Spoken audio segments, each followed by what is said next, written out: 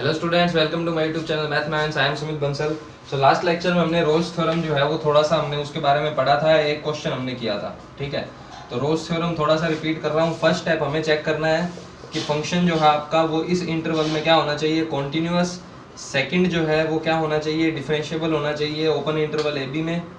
Third condition, अगर function की value ए पर और बी पर सेम हो तब हम कहते हैं कि there exist c belongs to this interval open interval such that function का जो डेरिवेटिव होगा इस c पर वो क्या आएगा, 0।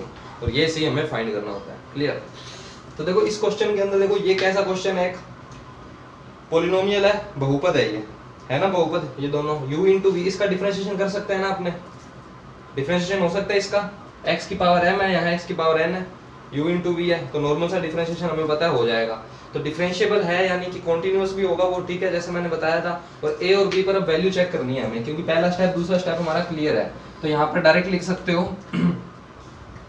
यहाँ पर आप एक लाइन लिख सकते हो लिखना चाहो तो, कि क्योंकि fx जो है वो आपका बहुपद फलन है, ठीक है ना। fx जो है वो बहुपद फलन है, आप कह सकते हो कि पॉलिनोमियल है एक, ठीक है ना। डायरेक्ट आप कह सकते हो पॉलिनोमियल है। ये सेकंड क्वेश्चन आपका फर्स्ट का, fx जो है वो क्या है, पॉलिनोमियल है। और पॉलिनोमियल का हम डिफरेंशिएशन हम कर सकते हैं, ठीक है। तो आप डायरेक्ट लिखोगे अतः फलन सतत व अवकलनीय है। अवकलनीय इंटरवल भी लिख सकते हो कि उस इंटरवल में कॉन्टिन्यूअस है और उस इंटरवल में ओपन इंटरवल में क्या है, डिफरेंशिएबल है। ठीक है। नेक्स्ट देखो, नेक्स्ट फिर हमें क्या करना है, थर्ड पॉइंट है जो मेन आपका ए और बी पर चेक करना है। तो ए और बी, तो ए और बी की पॉइंट दिया हुआ, कुछ इसमें है नहीं अलग से। सो ए की जगह ए लिखना है, एक्स की जगह ए लिखेंगे तो क्या आ जाएगा, देखो ए माइनस ए की पावर एम, ए माइनस बी की पावर एन। ये 0 हो गया ना, 0 मल्टीप्लाई में तो क्या आएगा, 0। बी पर वैल्यू चेक करेंगे तो बी माइनस ए की power m, b minus b की पावर एन, ये 0 हो गया, 0 इंटू दिस 0। सो इक्वल आ रहे हैं दोनों, ठीक है। अब लिखेंगे चूंकि एफ ए जो है वो इक्वल है किसके, बी के, तो हमें एक सी मिलेगा, है ना। तो क्या करेंगे, पहले इसका डिफरेंशिएशन करेंगे। डिफरेंशिएशन करेंगे तो यू इंटू बी लगेगा। इसको मैं फिक्स कर लेता हूँ फर्स्ट वाले को, सेकंड वाले का डिफरेंशिएशन करेंगे, एन आगे आ जाएगा, पावर हो जाएगी एन माइनस 1। अंदर डिफरेंशिएशन करेंगे तो एक्स का तो 1 होगा, बी का 0 हो जाएगा, तो इंटू में 1 ही आएगा, लिखने की जरूरत नहीं है। प्लस का साइन सेकंड वाले को, यानी कि जो v होता है u इंटू वी में, उसमें सेकंड जो v है उसको फिक्स रखा, इसका डिफरेंशिएशन, तो m आ जाएगा आगे, पावर क्या हो जाएगी m माइनस 1, इसका 1 a का 0, ठीक है। तो ये हमारा क्या हो गया, डिफरेंशिएशन हो गया।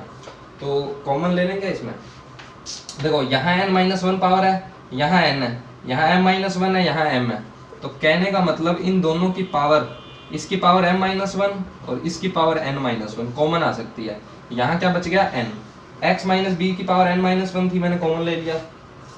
ध्यान दो एक मिनट, आराम से समझ में आएगा। ये प्लस के इधर वाला पार्ट है ना, इसमें से मैंने x माइनस बी की पावर n माइनस 1 कॉमन लिया, तो ये पूरा का पूरा बाहर आ गया, आया। अब देखो यहाँ पावर कितनी है इसकी, m, और मैंने पावर कॉमन कितनी ली है, m माइनस 1, तो अंदर बचेगा क्या, x माइनस 1 की पावर 1 बच जाएगी ना। नहीं समझ में आई बात? जैसे क्यूब होता है, क्यूब में से स्क्वायर निकाल लिया तो 1 बचेगा ना। तो यहाँ पावर m है, m माइनस 1 मैंने कॉमन ले लिया, तो क्या बच गया, x माइनस ए, और ये n था ही मल्टीप्लाई में, प्लस का प्लस आ गया। अब इसमें से भी देखो मैं कह रहा हूँ कि ये कॉमन आ रहा है, तो x माइनस ए की पावर m माइनस 1 है, यहाँ भी m माइनस 1 है, तो ये पूरा का पूरा बाहर आ गया। यहाँ पावर कितनी है, n, हमने कॉमन क्या लिया है, n माइनस 1, तो बचेगा क्या, इस m के साथ x माइनस बी। यहाँ तक कोई दिक्कत हो, ठीक है, ओके। अब देखो नेक्स्ट, ये तो है हमारा f डैश x, हमें क्या चाहिए, f dash c equals to 0। हमें पता है कि ये 0 होता है, ठीक है, बिकॉज, इसलिए f डैश c, x की जगह पर जहां जहां x है वहां क्या लिख देंगे, c। तो c माइनस a की power m minus 1, c minus b की power n minus 1, n into c minus a plus m into b minus, sorry m into c minus b is equals to 0। कोई दिक्कत नहीं है। अब ये 0 होगा, ये 0 होगा और ये 0 होगा, ठीक है। लेकिन अगर ये 0 हुआ, ठीक है, यहाँ पर केस बनाते हैं अपने। फर्स्ट केस में अगर हम कह रहे हैं कि अगर ये 0 हुआ तो इसका मतलब क्या है कि c किसके इक्वल होगा, a के। लेकिन ये पॉसिबल नहीं है, क्योंकि हमें क्या चाहिए, हमें जो c होता है वो इसके बीच में चाहिए a और b के, तो ये तो कैंसिल हो गया। अगर ये केस लेंगे, इसको 0 के इक्वल रखें तो c किसके इक्वल होगा, b के। तो हमें तो ये भी नहीं चाहिए, हमें उसके बीच में चाहिए, ठीक है। अब इसको इक्वल रख के देखते हैं 0 के, तो मल्टीप्लाई कर लो nc minus na plus m into C minus m into B. हमें चाहिए c की वैल्यू, तो इसमें c है और इसमें c है, c कॉमन लेंगे तो बचेगा क्या, m प्लस n। अब यहाँ से एक फॉर्मूला भी आएगा देखना, जो यूज करते हैं अपने जनरली, ये दोनों नेगेटिव है, इधर आके क्या हो जाएंगे, पॉजिटिव हो जाएंगे। तो ये आएगा M B plus N A. तो सी की वैल्यू यहाँ से क्या आ गई, M B plus N A upon में एम प्लस एन। तो देखो आपका यहाँ ए है, यहाँ बी है, और सी मैं कह रहा हूँ कि m B plus N A upon m plus n का के इक्वल है, ठीक है। तो क्या यहाँ से पता चल रहा है क्या कि जो सी है आपका वो बिलोंग कर रहा है ए और बी के बीच में। समझ में आ रहा है किसी को ये कैसे हो रहा है?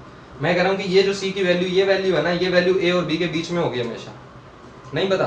ए और बी देखो एक इंटरवल है, तो इसको मैं यूं लिख सकता हूँ, इस इंटरवल के बीच में अगर कोई भी पॉइंट हुआ मेरा, ठीक है, तो आपने 10th क्लास में शायद पढ़ा है अंतर विभाजन और बाह्य विभाजन, ऐसे शक्ल मत बनाओ, पढ़ा है आपने। तो अंतर विभाजन का फॉर्मूला क्या होता है, m B plus N A upon m plus n, जहां पर m अनुपात n में उसको हम डिवाइड कर देते हैं, है ना। तो अंतर विभाजन का मतलब क्या होता है कि अंदर उसको काट रहे हैं, अपने अंदर काट रहे हैं, तो वो c होगा कहाँ पे, बीच में ही होगा ऑब्वियसली।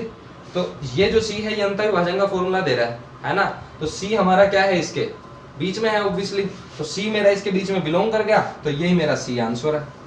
बताया था ना मैंने, हमें c फाइंड करना होता है बीच में, तो हमको एक ऐसा c मिल गया। तो अगर ये इक्वल है, इसका मतलब there exist c belongs to a b such that f dash c is equals to 0। So Rolle's theorem जो है वो यहाँ पर वेरीफाई हो गया, ठीक है। रोल्स थ्योरम यही कहती है ना कि अगर ये तीनों कंडीशन सही है तो हमें एक c दे दो ऐसा जिसका डेरिवेटिव करने पर उस पॉइंट पर 0 आ जाए, तो आ गया 0, बस कर लो नोट। तो नेक्स्ट क्वेश्चन देखो हमारे पास क्या है, फंक्शन है इक्वल्स टू मोड x, ठीक है ना, और x की वैल्यू -1 से 1 के बीच में होती है, ठीक है। अब इस क्वेश्चन को देखते ही जो होशियार बच्चे हैं, जिन्होंने प्रैक्टिस करी है क्वेश्चंस की अच्छी खासी, तो देखो सब, चलो उसको छोड़ो, जो होशियार बच्चे हैं उनको क्या समझ में आएगा वो बाद में बताऊंगा। सबसे पहले देखो मैंने आपको बताया था इस क्वेश्चन में हमें चेक करना है पहला और दूसरा स्टेप। तो हर क्वेश्चन के अंदर मैंने कहा था कि डिफरेंशिएशन देख लिया करो, डायरेक्ट कर सकते हो या नहीं कर सकते।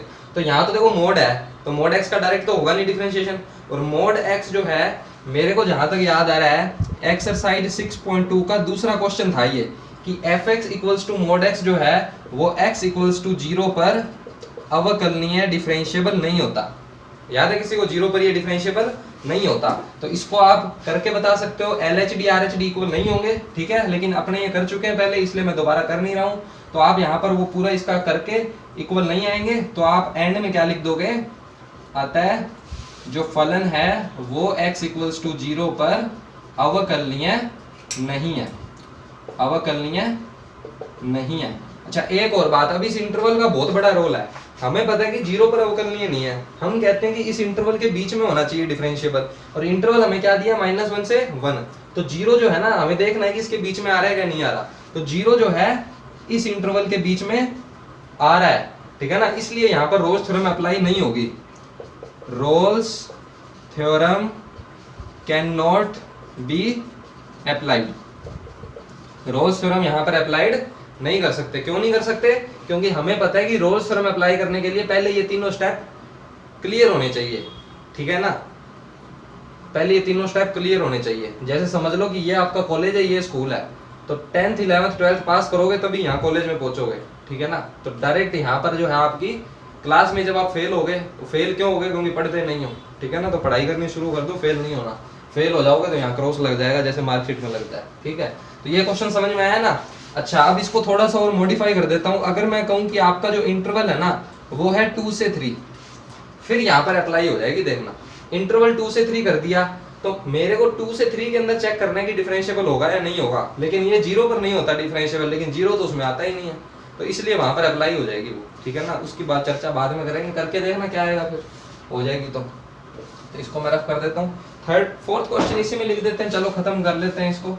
तो फोर्थ क्वेश्चन जो है उसमें क्या है, आपको एक पॉलिनोमियल दे रखा है। क्या दे रखा है, पॉलिनोमियल, सही लिखा ना मैंने। और जो x है ना आपका वो बिलोंग कर रहा है -1 से 2 के बीच में। अब इस फंक्शन की कॉन्टिन्यूटी डिफरेंशिएबिलिटी चेक करने की जरूरत नहीं है, क्योंकि इसका डिफरेंशिएशन आप जानते हो।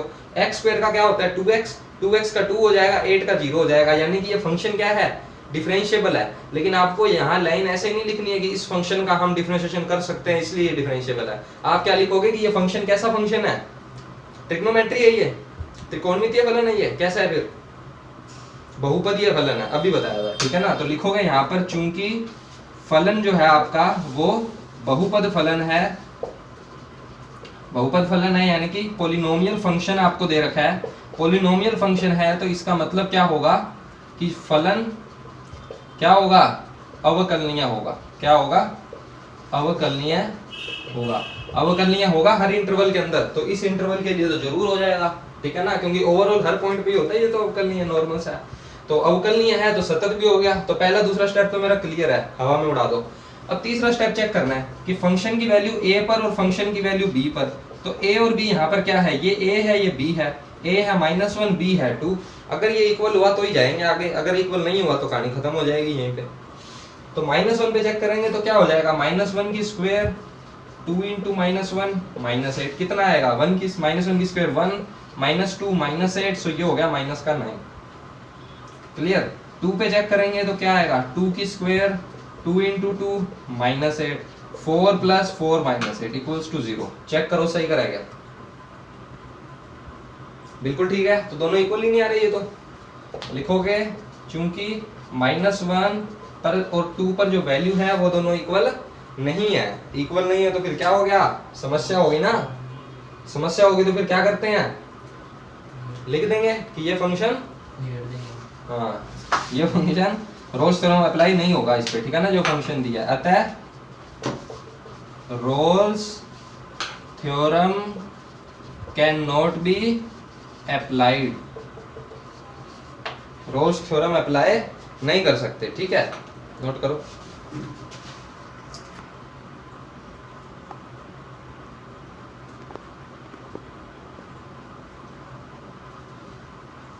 तो देखो सेकंड का जो ए क्वेश्चन है हमारा, इसमें क्या करना है, इसमें भी रोल्स थ्योरम को वेरीफाई करना है। और दे क्या रखा है, पॉलिनोमियल दे रखा है, इंटरवल भी दे रखा है। तो देखो सिंपल सा है, वही डायरेक्ट लिखोगे चूंकि फलन जो है वो बहुपदीय फलन है, बहुपदीय फलन है, अतः यह अवकलनीय होगा, अतः यह अवकलनीय होगा।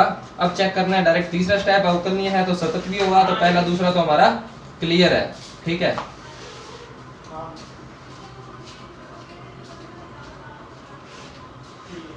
तो हमें चेक करना है f a और b पर वैल्यू क्या होगी। तो -3 पर वैल्यू क्या है और 2 पर वैल्यू क्या है, चेक करते हैं। तो -3 का स्क्वायर 5 × -3 + 6, ठीक है। सो 9 - 15 + 6, 15 - 15 0। 2 पर चेक करेंगे, 2 स्क्वायर 5 × 2 + 6, ये हो जाएगा कितना, ओके प्लस है क्या पूरे क्वेश्चन में, मैंने गलत नोट कर लिया, पूरे क्वेश्चन में प्लस है, ठीक है जी। सो कितना हो गया, देखो 4 + 10 + 6 कितना हो गया 20। ऊपर वाला चेक करना 0 ही आ रहा है क्या, वो सही है, कोई दिक्कत नहीं है। 9 15 + 6, ठीक है, वो 0 हो गई 20, तो ये भी इक्वल नहीं है। ये तो अच्छे क्वेश्चन है जो ऐसे ही हो जा रहे हैं। तो ये इक्वल नहीं है, तो इसका मतलब Rolle's theorem can not be applied here, ठीक है, रोल्स थ्योरम इसमें अप्लाई नहीं हो सकती। Fifth fx। तो चलिए आज के लिए लास्ट क्वेश्चन कर लेते हैं, ठीक है, वीडियो के लिए। तो फंक्शन क्या है, e⁻x sin x। ये क्वेश्चन अच्छा होने वाला है जहां तक मेरे को लग रहा है, ठीक है। तो फंक्शन में देखो क्या है, चरघातांकी फलन है और ये क्या है, ट्रिग्नोमेट्री फंक्शन है, तो अवकलनीय होते हैं दोनों ही, ठीक है। तो क्या लिखोगे, चूंकि फलन चरघातांकी यानी कि एक्सपोनेंशियल फंक्शन वह त्रिकोणमितीय फलन है, त्रिकोणमितीय फलन है जो कि अवकलनीय नहीं होता है, बेवकूफों, अवकलनीय है, ठीक है ना। अवकलनीय है तो क्या हो गया, कान खड़े हो गए हमारे कि पहला दूसरा स्टेप तो क्लियर है। तीसरे स्टेप पे आ जाते हैं डायरेक्ट। a और b पर वैल्यू, a तो क्या है मेरा 0, तो e⁻ -0 sin 0, sin 0 पर 0 होता है तो डायरेक्ट 0 ही आ गया। पाई पर चेक करेंगे e की पावर -पाई sin पाई, sin पाई 0 होता है तो 0 ही आ गया पूरा। तो ये दोनों इक्वल है ना। कोई सोच रहा था बच्चा कि ये इक्वल नहीं होंगे क्योंकि e की पावर अलग अलग है, लेकिन साइन ने यहाँ कलाकारी कर दी कि 0 पर 0 और पाई पर 0 होता है, इसलिए सो देयर एग्जिस्ट, यहाँ लिखो बिकॉज 0 पर वैल्यू और पाई पर वैल्यू इक्वल है, सो देयर एग्जिस्ट, अब यहाँ यूं लिख दो by Rolle's theorem, by Rolle's theorem there exist c belongs to 0 to pi इस इंटरवल में सच दैट डेरिवेटिव जब फाइंड करोगे उस पॉइंट पर तो वो क्या आ जाएगा आपका 0 आ जाएगा। ठीक है, तो डेरिवेशन करना है, इसका डिफरेंशिएशन करना है, तो फंक्शन का डिफरेंशिएशन कर दो भाई, क्या दिक्कत है, u इंटू वी लगेगा, इसको फिक्स रख लो, साइन का कर दिया कोस, फिर साइन को फिक्स रख लो, e की पावर -x का e की पावर -x और माइनस क्या आ जाएगा आगे, क्योंकि -x का करेंगे ना, साइन x को तो मैंने फिक्स रखा, e की पावर x का e की पावर x होता है, यहाँ -x है तो -x का करेंगे तो -1 आएगा ना, तो वो -1 है ये वाला। क्लियर है ना। हाँ, चेन रूल देखो 7.1, जिसको नहीं समझ में आई बात। हम जानते हैं कि f डैश c जो है वो इक्वल टू 0 है। अच्छा, इन दोनों में कॉमन क्या है, e की पावर -x, बच क्या रहा है अंदर, cos x minus sin x। तो देखो हमें चाहिए c पर, तो c पर देखो फंक्शन की वैल्यू क्या हो जाएगी, e की power -c cos c minus में sin c इक्वल्स टू 0। अगर e की पावर -c 0 के इक्वल हुआ, ठीक है, तो c की वैल्यू क्या होनी चाहिए, इन्फिनिटी होनी चाहिए, तभी e की पावर -∞ क्या हो जाएगी, 0 हो पाएगी। लेकिन ये तो पॉसिबल नहीं है हमारे पास, क्योंकि हमें c चाहिए इसके बीच में, तो होगा क्या 0 के इक्वल, cos c और sin c। तो इसका मतलब क्या है, cos और sin क्या हो गए, इक्वल हो गए। इक्वल कितने पर होते हैं ये, 45 डिग्री पर। ये वीडियो में आ रहा है क्या, सेक्शन देख लेना, है ना, ये वाला नहीं आ रहा, आ रहा है, ठीक है, वैसे बोल दिया मैंने, समझ में आ ही जाएगा, ऐसा कोई इतना नहीं है। तो c की वैल्यू क्या आ गई, π/4, और हम जानते हैं कि π/4 जो है वो 0 से पाई के अंदर तो आता ही है, तो हमारा आंसर यहाँ पर हो गया। तो चलिए आज के लिए इतना ही, ठीक है। आई होप ये समझ में आ गया वो क्वेश्चन आपको। रोल्स थ्योरम बिल्कुल इजी सी है। नेक्स्ट लेक्चर में 1-2 क्वेश्चन बचे हैं, वो फिनिश करके फिर लैग्रांजे थ्योरम जो है उस पर हम चलेंगे। Alright, so if you like the video then like it, share it and subscribe it. Thank you.